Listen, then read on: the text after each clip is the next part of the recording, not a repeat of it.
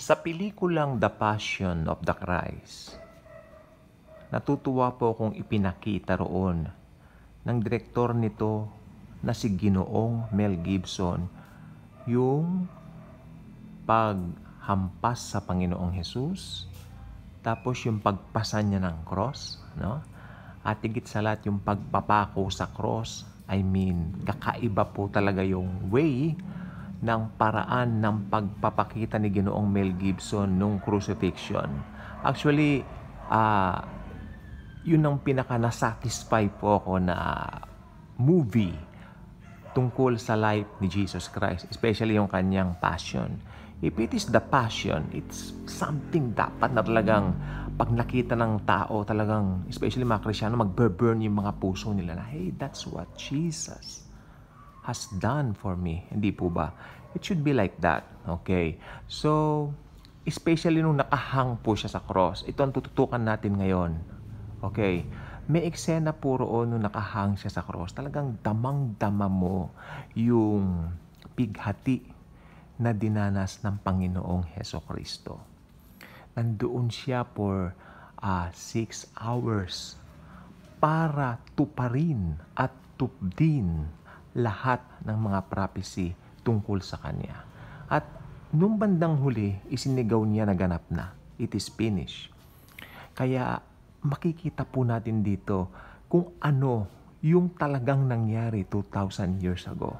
Doon sa krus ng Kalbaryo, kung saan binayaran ni Jesus lahat ng ating kasalanan. May purpose po para doon sa isang araw na yon. Jesus came to die on the cross. Okay, familiar po tayo sa John 3:16. Alam po natin yon. Pero ang verses po natin ngayon ay John 3, chapter 17 and 18. For God did not send His Son into the world to condemn the world, but that the world through Him might be saved. He who believes in Him is not condemned, but he who does not believe is condemned already. Maliwanag po yan. Because he has not believed in the name of the only begotten Son of God. Pansinin po ninyo yung pagkabanggit ng Biblia rito. He who believes in Him is not condemned. Praise the Lord Jesus. Hindi na po tayo condemned. No more condemnation para sa ating mga believers. Amen. Pero may nakalagay, but he who does not believe is condemned already because he has not believed in the name of the only begotten Son of God. Si Jesus lang po ang remedyo o remedy para sa kasalanan. Kaya lahat ng tao na hindi pa nakakakilala sa Kanya, nananatili po yung sin nature, nananatili po yung Adamic nature. Yan ang magdadala sa tao sa impyerno.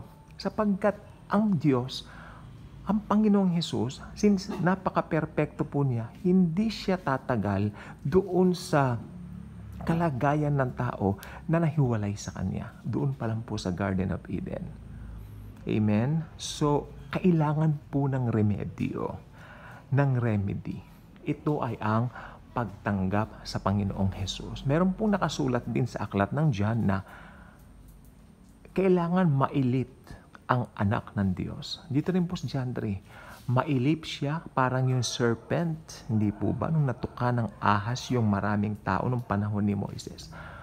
Sabi ng Panginoon, gumawa ka ng tansong ahas, isabit mo, anyone, sino man ang titingin doon, gagaling.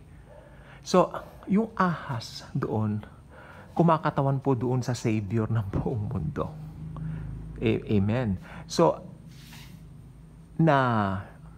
tawag dito, na kinuha lahat yung kasalanan natin. It represents Jesus representing us doon sa cross nung siya ay inatangan na lahat ng kasalanan natin. Ibig sabihin, lahat ng kasalanan ng mundo, in-impute na po sa Kanya. Yun po ang sinisignify ng ahas na yun. Kaya ang titingin doon, tandaan po ninyo, ang titingin doon ay maliligtas. Di po ba? So, ayan po ang symbol po nun. Kaya ngayon, ang sino mang mananalig kay Jesus, maliligtas. Maaalis yung sin nature. Kaya imbis na papunta ng impyerno, papunta na po ng langit para magtamasa ng buhay na walang hanggan. Kaya kung hindi ka pa nakasubscribe sa ating channel, I invite you to do so. Click the notification bell. Share this wonderful video. This is the good news of all. Makasalanan ng buong mundo.